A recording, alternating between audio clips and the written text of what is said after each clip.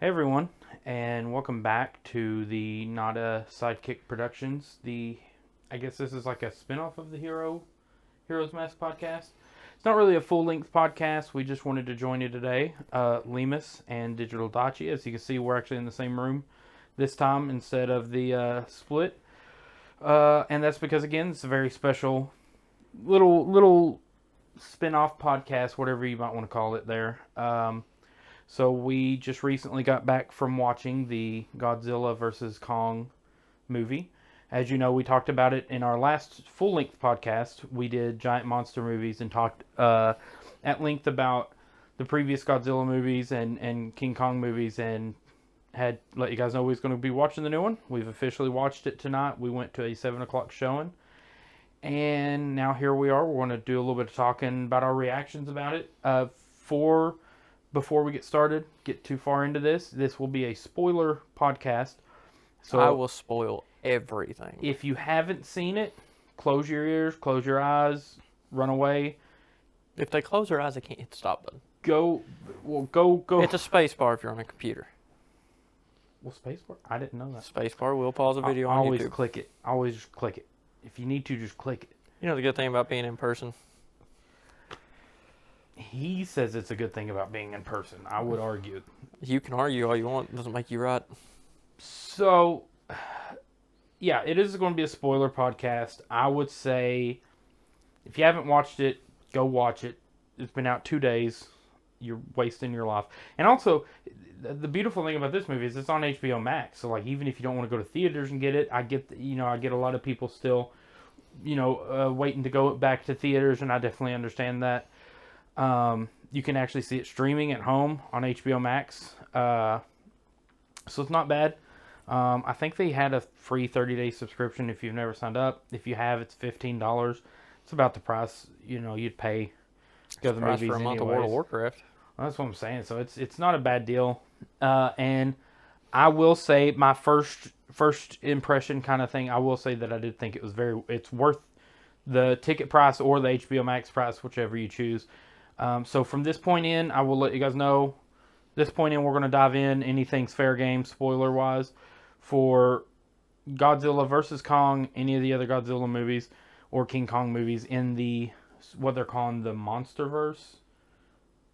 Is it Monsterverse? Or They just called it Monsterverse, I guess. Yeah. I don't know what they called it. So, the 3 movies leading up to this one, this is the 4th, with Godzilla, Kong Skull Island, Godzilla King of Monsters, and now Godzilla vs. Kong. So, first, let me ask you your initial thoughts about the movie and how you feel. Kind of just a base summary of your review of it. You talking like what we said the first time? Like when we had it last week when we had our talk? No, like tonight. Like, I get that, but I mean, are you asking me how I did what I thought was going to happen? Yeah, I mean, yeah, did it? I was right! You did call a good chunk of that. Specifically, I know the part that you said in the podcast, and again, go back and watch the podcast. You guys will see this. You can line it up. Those of you who have seen the movie will know that he did call it. We got timestamps on this stuff. Before the movie came out, you can check it and know that we were right. I'm right by proxy just because same podcast. But How does that work? well, you see, since we are a Nobody cares. co-production, means when you're right, I'm right. Co-production. There's no sidekicks here. That's the point. It's not a sidekick. It's not On a your side left. gig. So, specifically the scene you said from the trailer where you can see Godzilla firing down into the ground as if he's looking. That part I was Actually, wrong on. That was wrong. Yeah, because for some That reason part I was forgot wrong about on. that. Yeah, That's 'cause still, I don't even want to talk about that. That doesn't make any that sense doesn't to make me. sense. There's a lot of stuff that makes sense, but so you liked the movie? I did. I enjoyed it a lot. There was, just a ton of special effects. I knew Kong was going to get thrown around a whole bunch, and it makes me happy. But I feel like it was more of a Kong movie than a Godzilla movie. That's for sure. That was one of the things that I had just a tiny bit of an issue. I like Kong and Godzilla both, but like we said in the previous podcast, I am more of a Team Godzilla fan. I am a bigger Godzilla fan. Um, but I do, and the thing is, the movie is called Godzilla versus Kong. Like, it's his name comes first, so it kind of leads you, sets you up, at least in my opinion. I was set up to think it's more Godzilla's movie featuring Kong kind of thing, and it felt a lot more kind of focused on Kong, which again is fine. It was still a fun movie, had some really awesome action scenes. The special effects, again, the technology where we've come today, like, is insane. But the only thing that was let down is I felt like, honestly, I could have used more Godzilla in that movie. But other than that, it was spectacular. Honestly, it blew me away. Again, even like little things like the soundtrack and some of the cinematography. I like the depth of like the world. So in this, when you go to the Hollow Earth that they allude to in the previous films, and you get to see that kind of monster world, lost world, land before time type place. And it's just some beautiful cinematic shots within that realm, I guess. I don't know what you would If you call it. do acid, Dimension. you're gonna trip. Just saying. Yeah. So, what's your thoughts on Hollow Earth now that we've officially been? I don't even begin to know how to explain. Like, you see mountains this way, and you see mountains this way, Yeah. and then you can go woo or Yeah. woo. There's a whole thing where All in Kong all, is though, running, I like all the and he just monsters and like flips. how they pretty much portray that all the Titans are from there. Yeah. But it just, there's parts of it that look man-made, or like Kong's people were People-made. more sentient than what they act. And that's the thing that I'd said. That's why I was asking. I actually asked Dachi when the movie was over, when we were still sitting there, if he knew if there, and if any of you guys know. I know he said that there was some comics, I think, in between. You said the first Godzilla movie. First Godzilla and the second one, that's why Godzilla's dorsal plates changed from the first movie to King of the Monsters. Okay, so I need to find those. But also, I'm just curious if there's any more like lore books out there for like the Hollow Earth or like the pre kind of thing. Like in Kong Skull Island, they set up the whole thing that the skull crawlers basically like killed off half of his people there on Skull Island and all this stuff, and his giant race. But like again, you don't actually see that battle go down. You don't know what his people was like, what his interaction was with more of his kind. And you don't see, and then in this movie, you get to see where he goes, and there's like a big hall and a big throne, and he's got this weapon that hooks in. It's carved to charge in the base of the floor there. And so, like you said, there's like this advanced kind of mentality or some kind of advanced intelligence there, but it leaves a lot to be desired, kind of like for somebody like me. I get, it's a monster movie for the most part. Most people are going to be there for the fights, and those don't disappoint at all. But I'm a bit of a lore geek, especially when it comes to that kind of stuff, and I wouldn't mind if they did release, like, I don't need a whole movie. I get, you don't want to do a whole movie of just lore, but if they release like a novel companion, a movie companion novel, or even another comic or two that dives more into that lore, would be really fascinating, I think. So my next question is going to be, or next thing I want to touch on, like big things. So obviously, we got our reveal, and actually, I'm surprised it did not take as long as I thought it would. I didn't expect it. I expected it to be later in the movie when they did the reveal, but we got our Mechagodzilla reveal. So what's your thoughts about the way they did Mechagodzilla in the new one? It was very Transformer-ish. Yeah. Put a lot of mind into that. And there was just, you knew that they were going to lose control of it the second you seen Ghidorah's head connected to it, which I knew that was going to happen. Using it as a conduit sort of thing. It very much, and I mean, to be fair, the design of Mechagodzilla kind of gives you the vibes of it too. But also, to me, it just felt, the scene when it does lose control and he's like, I got very Ultron vibes kind Yeah. of similar, and like the agree with silver and red, and the way it's like the red through it. He looked like if Ultron designed his own Godzilla mech, that's what he would build it to look like, and it the same kind of thing where it's just like what I thought was going to happen, or what I thought did happen, which I guess technically it didn't, but maybe it did. We don't really know for sure. What I thought happened was that some part of Ghidorah was still in there, and he uploaded, and it was his consciousness that was taking over it. I mean, in a way, it was. It was his It's brain just patterns, I guess. yeah. And see, that's what made me think Ultron too, because I'm like, well, yes, you're building it based on kind of like Godzilla, but you're using the brainwaves and patterns of something that's evil, which goes back to like the whole thing of when Ultron goes bad in Avengers 2, Age of Ultron. And it really put me in the mind of that. But yeah, same thing. Like it moved it moved quick and very transformery. It had more like grasp of its arms and hands ish, like claws. Hands. But I liked it. I mean, I enjoyed it. It made for a good fight. But to be honest, and that's the thing. Like they revealed him kind of early on, kind of mid movie. When your like B group of characters stumbles upon him inside there, and they're running tests and stuff. But then the actual fight at the end with Mechagodzilla, I felt like it wasn't as good as... It was definitely rushed. Yeah, it didn't last as long as like you had 2 or 3 good fights between Godzilla and Kong, which granted, movie is Godzilla versus Kong, so I'm not complaining about that because their fights were phenomenal. It was probably the best part of the movie was both of their fights. But at the end, when they team up, when they inevitably have to team up to defeat Mechagodzilla, it did feel like it went very fast. It felt like it did not last as long as I would have liked.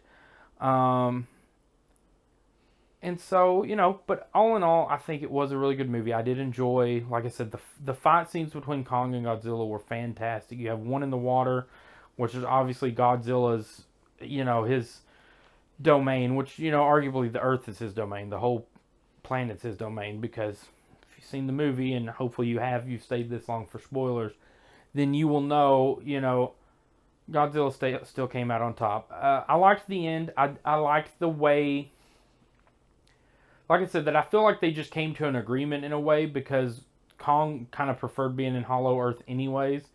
And I feel like it was kind of like, he's like, fine, Godzilla can be king of monsters on Earth, and then I'll just go be king of monsters in the Hollow Earth. This existing in 2 separate things, be kings of 2 separate planes that are just right there together. So my next thing that I would get to topic-wise is probably would be some of the complaints that we have with the movie. Like the small things. Like overall, it's a great movie. I definitely recommend it. Anybody that uses the app Letterboxd to rate movies and stuff, it's one that I use, and my wife and brother-in-law and my brother and a lot of us use to rate movies and keep track of. You can rate movies on a 1 to 5 star scale. I gave it a 4, so it's definitely a high up there for me, definitely worth it. But there were a few little things. So did you want to go over some of those that we talked about? Well, one thing that I don't understand is how Godzilla could atomic breath all the way to the Hollow Earth. Yeah. Doesn't make any sense. Yeah. Other than that, the little spaceships they use to go to Hollow Earth is like a callback to the old movie where Mechagodzilla and Mechagodzilla were. So that was nice. Okay. Yeah. I need to go back and watch some of these old ones. I would say the speed at which the monsters fought, Mechagodzilla is going to be whatever because he's got jet boosters. Yeah. I'm not complaining about that. But Kong and Godzilla just seemed like they were slugging it it'd be like 2 people in a fighting ring, but I guess it would look slow to humans. Yeah.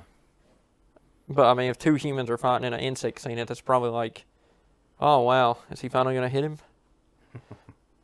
But they struggled with each other a lot. That was decent. I don't have a lot of complaints, but I'm not a movie watcher much. I just go for the ride and enjoy it. I would say this is probably the end of a trilogy. I don't know that we'll get any more monster movies.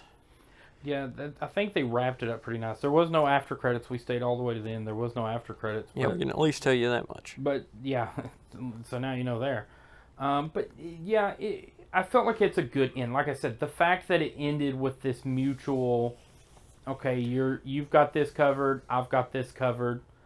Because that's one thing I was thinking too. Because he blows the hole through the ground in Hong Kong, it comes out there, and I was thinking like when they went through it, when Kong and the ship goes back through it to go to Hong Kong.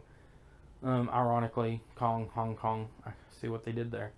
But it shows like a big pillar falls on it on the other side. But there were still like cracks on the other side, and like they're fighting those vulture things. I was like, well, now there's just this gaping hole to the monster verse for anything to just wander through there.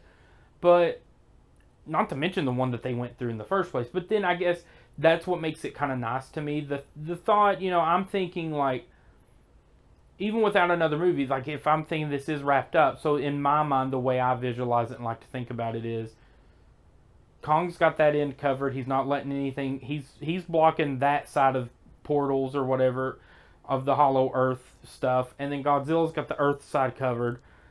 Protect Earth from any monsters that gets out up there that slips by Kong, and Kong's going to try to be like the first line. Kong's like the first line of defense, and then Godzilla's like if it gets up there, he'll finish it off.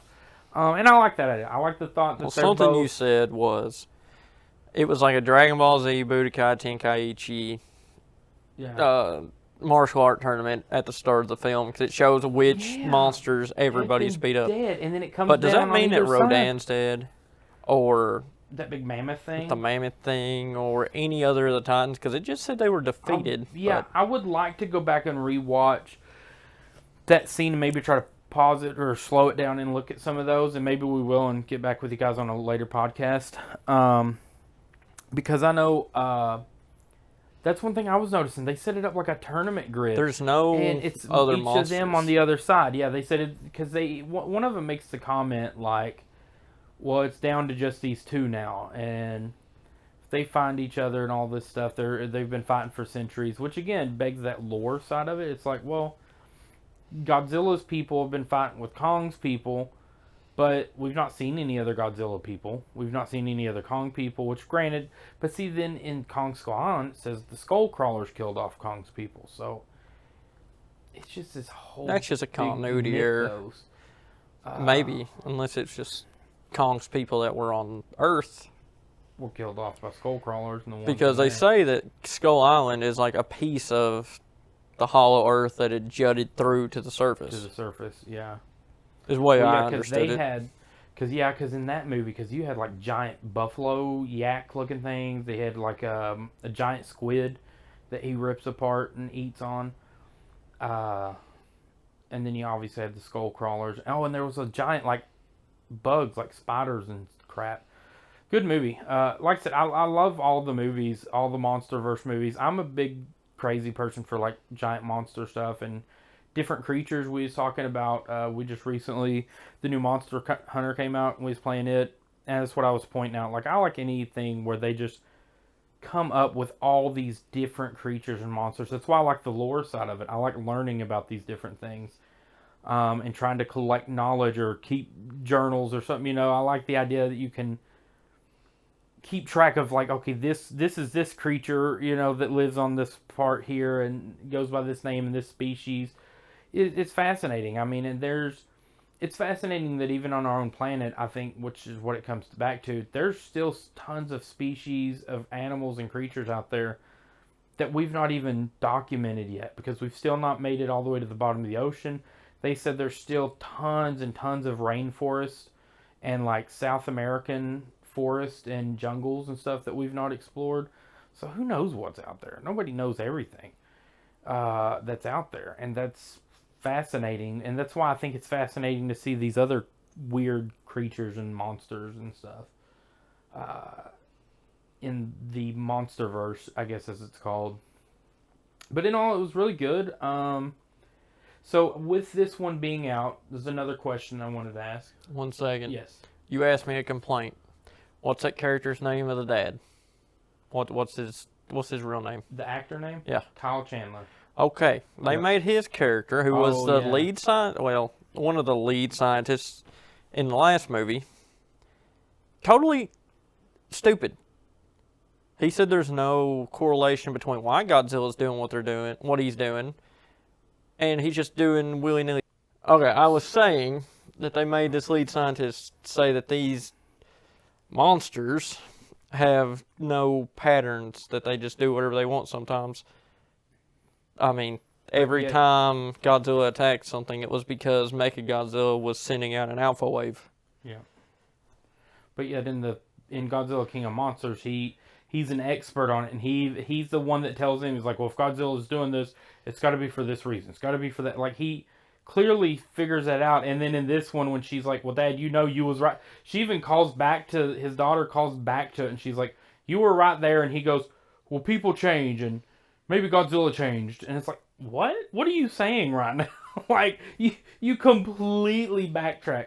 But, I mean, again, it's not like a huge complaint. Like, his character's barely in the movie. Like, That's a complaint, too. Well, I like that character. I do, too, yeah. And it is weird that, like, he gets in the argument with his daughter, and then his daughter goes, like, globe-trotting. You know, she just hops all around the place with this random podcaster and then her friend from high school or middle school, whatever. And then, like, the dad the whole time is just flying around. He's like, oh, where's my daughter? Better go to this other country. Yeah, and he's just, like, hopping around trying to find her. You would think he would have went home and packed some clothes before he went to Hong Kong. That's what I'm saying. I don't think he left that little flying thing. And then the whole time, he's just like, well, this doesn't make sense. Well, this doesn't look good. Like, he didn't really do much. He was just there to, like, fly around and stuff. But, I mean, again, like I said, good movie. So that's going to be my question is, with this one out, how many of the 4? So there's 4 altogether. How many have you seen now? I haven't seen Skull Island. I just didn't care about it because I don't care about King Kong. Okay, so then out of the 3 Godzilla movies that you've seen, which one would you say is your favorite? King of the Monsters. Still King of the Monsters? Okay, fair enough. But that was because it had all the different kaiju in it, and that's a big thing in a monster movie. Like, especially 2 are fighting. Like, if you watch 2 people fight, everybody else wants to watch it happen. So where's Rodan and other things? Yeah. Yeah, I was trying to think. I think I would agree. I've seen all of them except for the first Godzilla movie. I've seen Kong Skull Island, King of Monsters, and now this one. And I would still probably say King of Monsters also. And then honestly, this one would probably be tied with Kong Skull Island for me. Just because Kong Skull Island, again, like King of Monsters, just had so many different creatures in it. Because you had the skull crawlers, you had this big water buffalo thing, you had the giant squid, you had this one bug that was like a giant walking stick, but it was a log, like the dude's sitting on it. Because he thinks it's a log, and he's sitting like writing on his note to his wife back home because he's a military guy. And then the thing just like lifts up, the log does, and it's a walking stick bug, but it's giant. And then at one point they're fighting giant spiders that are like crawling overhead and stabbing them with their legs. It's just, I'm like you. I like all the monsterverse stuff. And so yeah, but this one was good. Like I said, the effects were out of this world. The fights were epic. The clever use of like the fighting and stuff.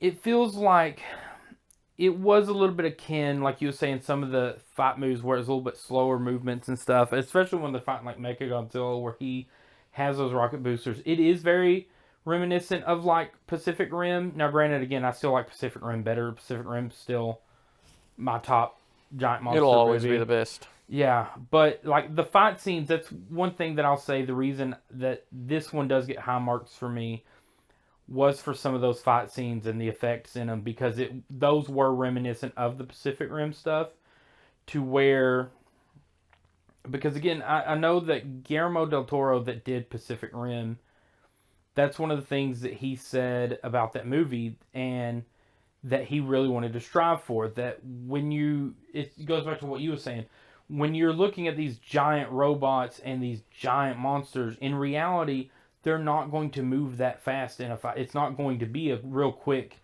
lightning fast, punch, punch, kick, kick. You know, they're going to move slow because they are bigger. It takes more inertia and momentum. And like you said, to the human eye, to perceive it, it's going to move slower and stuff. So that's why in Pacific Rim, the first Pacific Rim, he really wanted to make sure you see it. So when you see them doing the long, drawn out hits and stuff and like that, it's because he intentionally did that, knowing that that's what it would make it look more realistic. And that's what I think was a little bit good about this one, was for the most part, the Kong and Godzilla fights was these big slobber knocker hits, these big wind ups and these big kicks and stuff and jumps and stuff. Because again, they're giant creatures. Their gravity and everything's going to affect them way differently than it does us. Just because their gravity is all about mass. They got way more mass. And ass. And ass. Scaly, hairy, for all the weirdos out there. I'm glad you was looking at Godzilla's ass. I wasn't looking at it. Yeah, it's over. To be fair, they take up most of the screen. So, just saying. I'm just saying. So I need to just start videoing people's ass? I mean, I'm pretty sure I can go to jail for that. Monster booty. Well, not if it's a giant monster. Right. Anyway. Right. See our lawyers. But, yeah, so overall. We don't have lawyers. As soon as Jones is done with the squirrels, I'll have him get right on finding us some lawyers. Last time you talked about him, he was looking for a squirrel net. He's looking for the net. He found the net, but now he's got to catch the squirrels with the net. Just finding the net doesn't catch. It's not a self-catching net. You have a terrible butler. Oh, I know, but why do you keep him employed? Because then I would have to be out there trying to catch the squirrels. Why don't you just leave the damn squirrel alone? They're wreaking havoc. What havoc can a squirrel wreak? What is he doing? You don't even have trees in your yard. You'd be surprised. Exactly. There's no trees for them to climb and jump and play on, so they're wreaking havoc. You're underestimating the squirrels. We'll check back in with Jones on that. But in the meantime, there will be lawyers. Jones will get the lawyers after he gets the squirrels. Hopefully he doesn't need a net to get the lawyers, but we'll see. So, any final thoughts to leave our viewers on this wonderful evening about this Go watch movie? it. It's a really good watch. Make sure you do it in a theater. Like, you can do it on HBO Max, but it's definitely made for a theater. Oh gosh, yeah. Yeah, ours, luckily the way our theater is set up is it is very safe. You still have to wear a mask. You wear your mask in. You stay sanitized. But they also have the seats cordoned off and roped off, so only people that are come together. You order your seats and sit. You have space in between seats so as to keep within maintaining social distancing. So it is very safe. So make sure to find you a safe theater. And most theaters that I've seen around here are very good at complying with that. So I would definitely recommend doing that. And then, yeah, definitely get out and go see it if you can't to avoid sickness and stuff. Then just make sure that you find a family member or a friend, or if you yourself have a really good sound bar and a really big screen TV, then you go for that in-home theater system. That would be great. Mine's getting there. We got a sound bar finally. We got a decent sized TV, but not big enough for this movie. I gotta say. I am glad that we went and seen it in theaters. But yeah, I definitely recommend it. Again, fun watch. It's just fun. It's just good old family fun. It's a good summer blockbuster. I know it's not summertime yet, which is interesting that they released it as early as they did, because it felt like a summer blockbuster movie. Well, I feel like it's been pushed back 2 or 3 times, so. Well, fair, but you know what I mean. Like, it feels like one of those movies you see right in the middle of like June or July that you get hyped up with. You go see it with your family or with a bunch of friends and stuff, and you come out of there, just excited and amped up. And that's what I'd say. It's just a really fun movie. And again, it does feel kind of like it's a well-aged. Like, I don't recall there being any language. If there was, it was minimum. It's not like there's a lot of gore or anything. It's not like there's any, like, dirty content or anything. Like, it's something that literally, all ages, I feel like, could go see that movie. I don't think they might have said a few different explicit words, but nothing terrible. Major. Yeah, not that No I can F-bombs. Yeah, like I'm None of my usual language. Yeah, like I'm pretty sure like it's something, take the kids, take family, it's a fun movie. I thought it was great. So that was our Kong versus Skull review. Some things in the pipeline, so go ahead and set you guys up for the future. We are going to be doing more podcasts, obviously. I think our next one we talked about doing is old school anime. Maybe anime. I don't remember. Probably. We had a plan, and then it kind of just went out the window. Like most things do. But you know what? We'll just say we're going to aim for the old school anime. You know what? You've heard it here first, folks. We're going to aim for that one. Further down the pipeline on podcasts, I do know we do have plans for and ideas for talking some more comic book podcasts. Obviously, it's the Heroes Mask podcast, Not a Sidekick Productions. We got to get in some comic book talks. Which we did go to the comic store. We did go to the comic store, and we are going to have like a comic review podcasty type thing soon to review the ones we got. We'll both read. We got one that was the same, and then we got some separate issues, but that just makes for more fun conversation with you guys. One thing I have planned that I haven't really talked to Leemus about is he's never played Monster Hunter before now, and I'm like when did it come out? 04? In the States, anyway. I don't remember. I've been playing Monster. I was going to say, the original. I've been playing Monster Hunter since it was on PS2, so there's my age. But with that being said, I plan on getting Leemus into it more and showing him the ropes, and then I'm going to do a video on what he thinks of it. Like, so far, he's doing good with the weapon that he chose, which I think was a dual sword. I've been doing the dual swords a lot. They're pretty good. You got to do different combos to get the most out of them, but we'll do a what does he think about that game? In-depth dive. That'd be good. Yeah, a little game review. I can get behind that. Like I said, we've definitely got more game videos coming, more podcasts. We're going to do a taste test video. I'm going to have on my Lee Zephyr Books channel, I did a video that I'm going to be putting up later this week where the wife and I went on a haul.